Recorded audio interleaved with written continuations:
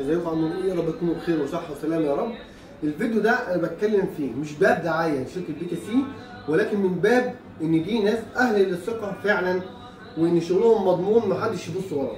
انا شريت النص جنيه ده من عميل، والمفروض ان ده تبع شركه من الشركات انا مداري اسمها، مكتوب عليه الوزن 4 جرام عيار 21، وهو كان جوه. طبعا انا قصيته لان لازم اقصه، لان انا ما بضمنش اي حاجه غير البي تي سي.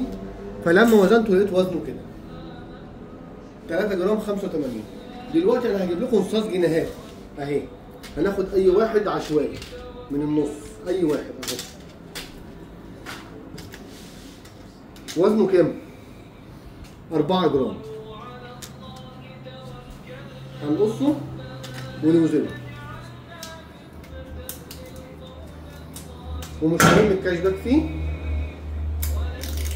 بس المهم اني اثبت لكم فعلا ان الشركه شغلها مضمون جدا. وزنه كام على الميزان؟ 4 جرام بالملي.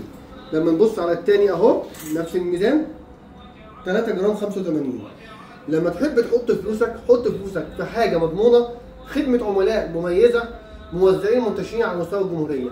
واحنا هنا موزعين لبي تي سي مدينه نصر الحي العاشر، عند كوبري الحي العاشر امام كنتاكي وفودافون بجوار بني البهنساوي.